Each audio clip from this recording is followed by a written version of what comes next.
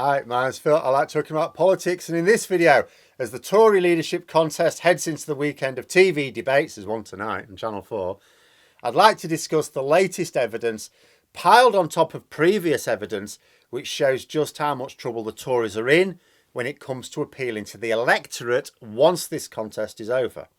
But first, if you'd like to be notified of daily news and politics, please subscribe to the channel and click the bell notification icon. So I saw an interesting thread by BBC reporter Lewis Goodall on a focus group. Now, this was a group of what he said was mostly Conservatives being asked about various issues related to the Conservative Party leadership contest. And it was not only interesting, but absolutely bang in line with what more general polling has suggested, and it's pretty bad news for the Tories. Now, from a polling point of view, political focus groups are good for one thing: getting more nuanced views about various issues. They allow you to ask detailed questions with relevant follow-up questions and get thorough responses. The downside is you can only do it with a very limited number of people. So what you don't do is what Penny Mordaunt did yesterday. She tweeted a series of bar charts that she claims shows that voters preferred her over Keir Starmer. Then someone pointed out that it was the result of a focus group of 5 Tory voters from Wolverhampton. Not that Wolverhampton's got anything to do with it. She then hastily deleted it. The trick is to make sure that you do your work in making sure the members of the focus group are representative of the people whose views you're interested in.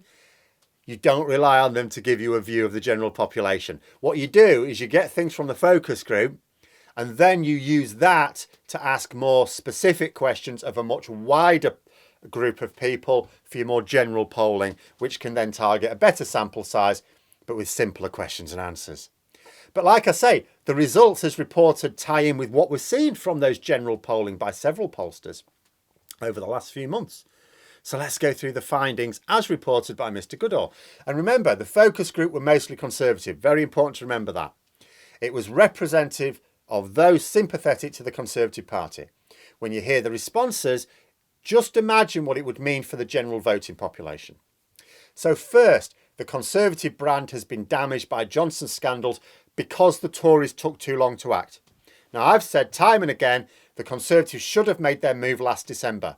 Not only would they have avoided the worst revelations coming out, because the Gray report wouldn't have happened, the Met Police inquiry wouldn't have happened, none of that would have happened. But they would have been seen to have acted decisively. All of the blame would have been placed at the feet of Johnson, and the wider party could have claimed the moral high ground. But they didn't. They stuck by Johnson through Partygate, through the police fine, through the Sue Gray report, the local election losses, the by-election losses. They even dithered when they knew the Privileges Committee investigation was secured. Even then, they knew they had to get rid of him, but they were waiting until September before the Chris Pincher scandal tipped them over the edge. And this focus group backs up the notion that the Tories have allowed permanent damage to be done to themselves when they could have focused it entirely on Johnson. It was also noted that the so-called New Broom candidates appealed most to them, candidates who were not associated with Boris Johnson's cabinet. This would suggest that if either Sunak or Truss win the leadership contest, and at the moment, despite Penny Mordaunt being in second place, I think Truss is going to have a bit of a boost. Even Conservatives may not be happy to move on. Second, there was a feeling that MPs don't appreciate how bad things are for them. They'd also seen the video circulating recently where Sunak, as a 20-year-old on a TV programme, inadvertently distanced himself from the working class. Well, years later, it's presenting a very bad look for the man who is worth £250 million. The group suggested that he seemed a decent candidate half a year ago, but not now. And that's what I've said in the past as well. The Conservatives should have got rid of Johnson in December. They didn't. Given that they didn't, Rishi Sunak should have resigned from the cabinet in December or January at the latest to distance himself, and he didn't. Not that this is good news for Liz Truss, because it seems this focus group were familiar with various gaffes she's maybe since they've even seen her. Do you know, yesterday she gave her campaign speech and then she tried to leave and she couldn't find a way out. It was a small room, one door, the door she came in through. She couldn't find it. Sounds ridiculous. So, yeah. Third, none of the candidates seem to interest the group at all. Tugendhat and Badenoch came over best. But these are two candidates that are poles apart from each other. So why would those two, on two polar extremes, appeal to this group? It's because they don't know them. It suggested that the factor that made them most appealing was being unknown to them. So it's like better the devil you don't know in this case. Basically, you could read this as the more familiar the group were with the candidates, the less they approved of them. I might even be cruel enough to phrase it as to know a Tory candidate is to hate the Tory candidate. But it doesn't bode well for any eventual winner, even if they're not that well known, because they will be. As unlikely it seems, the public will soon find out what they're like. They are then likely to tarnish their own reputation with the same failure to deliver that bedeviled Johnson's time in office. Fourth, and this will be a massive blow to the Tories, the culture wars fell flat. I'll quote Goodall, who said, any clip where a candidate talked about those issues tanked. Again, very much in line with previous polling. You always have to compare it to wider polling because, as I say, focus groups, small group of people, despite how well you try and screen them, they may, throw up some outlier views. But it's in line with wider polling. I've said it before. You can absolutely get people to be outraged at the stupidest things that just don't matter, as long as things are not too bad in their own lives. But people who are struggling with the cost of living right now, and I mean really struggling, I don't just mean not having much money left at the end of the month. I mean not even knowing how to pay the basic bills and have anything left. And this is an issue for ordinary voters, not just the poorest who sadly don't tend to vote in large enough numbers. This is hurting the ones who do vote, the middle classes who do vote. Absolute doom for the Tories. They don't give a crap about your whining about toilet door signs, lefty lawyers, or the woke brigade on the telly when they can't pay their bills. They don't want the government to wage a crusade against these things. They want them to help ordinary families like theirs.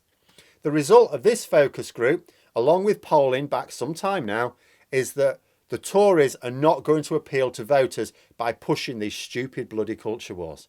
They're doing it now because it works on other Tory MPs and maybe even a majority of party members. But it is voter repellent for a general election. But they're going to carry on with them because they don't know what else to do. They're just going to keep them up and hope they eventually cut through. Like trying to batter down a fortress wall by throwing coconuts at it because you've got no other ideas. Fifth, Brexit was not fruitful either. I know from Labour activists that their conversations on the doorstep indicate that people think Brexit's done and we should move on. I've seen, as much as it frustrates people, Labour's stance, they're just echoing what voters are telling them.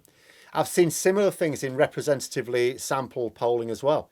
This focus group said the same thing. In fact, it went further. They said they see talk of Brexit as a distraction from the real issues. Because remember, no matter what you think are the real issues on a national level, the real issues for voters are always how they're going to be able to live their lives. Right now, millions are choosing which essentials to cut back on. They don't want the government to be talking about anything that doesn't address that specific problem. And thanks to the complete lack of honesty in the Brexit debate, which the Tories pushed, people don't see the link between Brexit and their own lives. There's a massive link, but people don't see it. And the Tories wanted that. They wanted the public to be ignorant of that link. But it's a double-edged sword. It also means they don't want to hear the Tories banging on about saving Brexit when they can't afford the cost of living. What's Brexit got to do with our cost of living, they're saying? You can't have it both ways.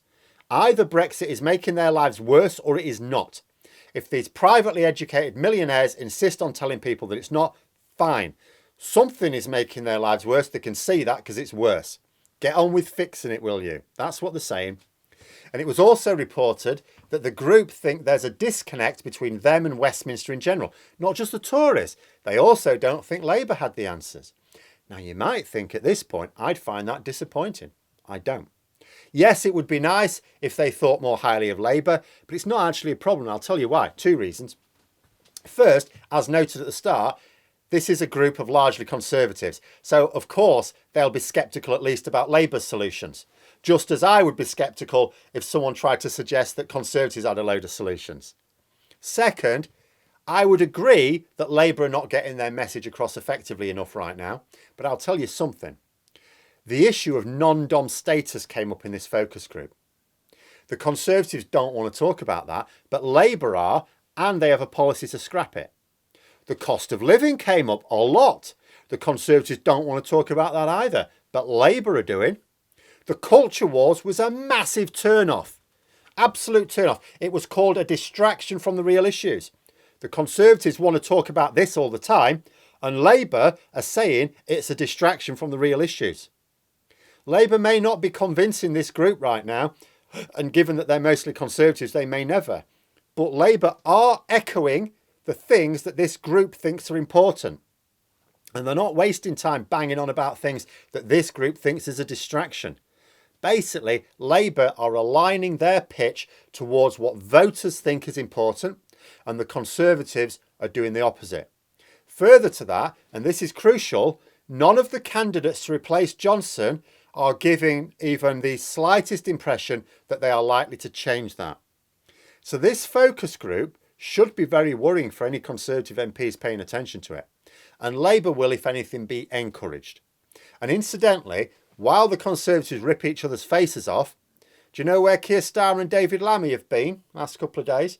They've been to Germany to have talks with Olaf Scholz and discuss future cooperation once we finally get people to put the tick in the right box at the next general election. This will lead to more policy announcements of how the issues that matter can be improved, while the Tories bang on about the signs on toilet doors. But those are my thoughts. Let me know yours in the comments below. Hope you found the video interesting. If you did, please click the like button. If you'd like to support the channel further, the join button for memberships. And until next time, I'll see you later.